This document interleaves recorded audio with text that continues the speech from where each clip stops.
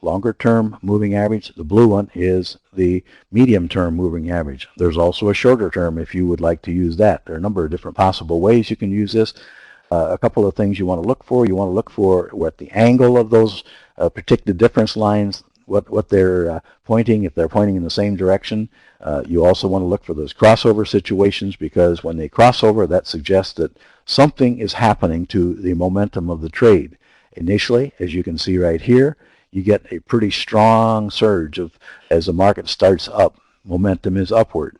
Eventually, of course, as with anything like an arrow shot into the air or any of the other illustrations that frequently are used, you kind of have a situation where it begins to fade, and it maybe will go sideways or start to go down. You just don't know exactly which way it's going to go, but the indicator on the bottom here will tell you, the predicted difference will tell you a little bit about the lag in momentum that has occurred and the strength that has disappeared. Now we want to then show you a couple of other things about I'm going to take off all those little arrows and those little kinds of things and show you a thing or two about what we can also do with some other properties. Switch screens here again and share with you again with the Vantage Point program and show you exactly what we're talking about here in terms of what we are going to use for trading signals. We have now our screen here.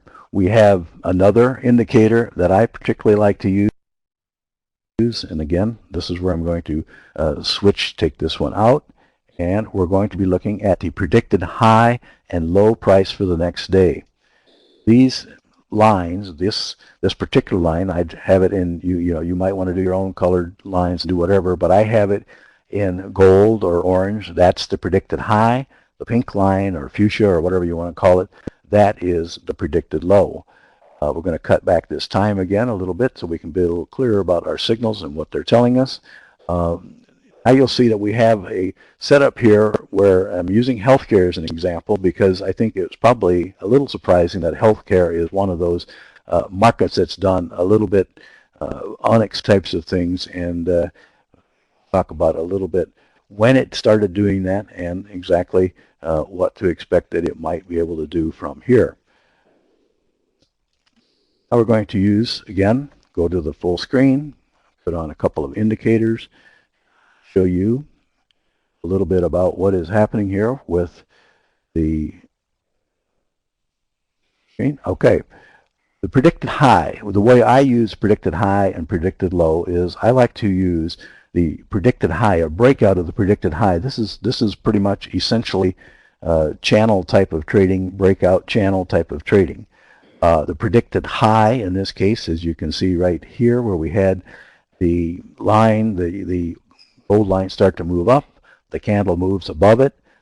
You can determine exactly what you would like to use for your criteria. But in this case, I'm saying that if we have a situation where the market, the price is 50 cents above the predicted high, 50 points above the predicted high. In this particular case, if you'll notice right here, we have a situation in right there, and that particular date happens to be November 4th. And if you remember November 4th, maybe remember what happened on November 3rd, and that was the election of President Obama. And everybody, began to wonder, will the healthcare industry be able to survive this talk about having healthcare for millions more people and so forth? And what would the healthcare business do? Now, I think it might have surprised a few people, but it spurted upward immediately.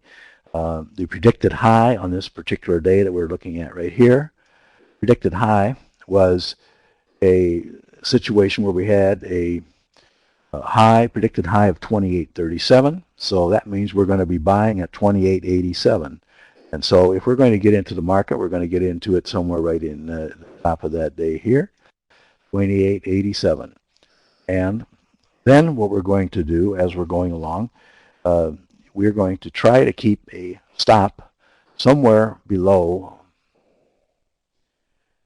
this, a trailing stop somewhere below the predicted next day lows, because that's going to be able to hopefully be able to catch you, the market turns abruptly. It's going to be able to keep you with the profits before they evaporate. Now we're going to, again, switch back here a little bit and take out a couple of these things. We're going to,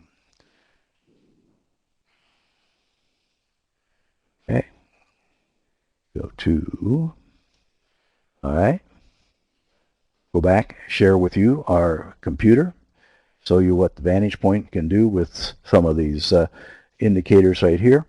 And looking at the, now you should have on your screen, it should have come up there quickly, the healthcare sector again, the same screen that we were looking at before.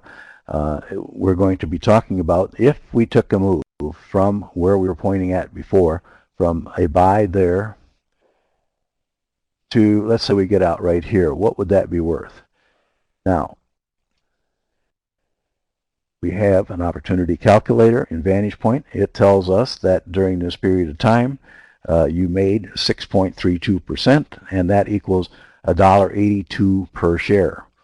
If you have, it depends on the size of your account. If you have 1,000 shares, 100 shares, whatever it is that you're trading, you can gauge your risk, your acceptable potential risk or potential profit accordingly, and you may decide that you want to get out. In this case here, we were talking about this particular bar right here, or candle right here, where the predicted low was 30.87, and that would have gotten you stopped out at 30.37 if that's the way you were trading this market.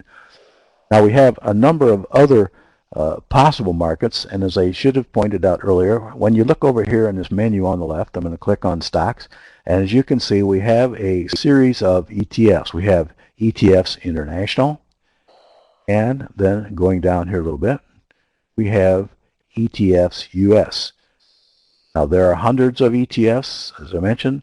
This does not include the entire list. It includes some of the major lists of ETFs that are available for Vantage Point traders that they can use to analyze what they're going to be looking at in the market.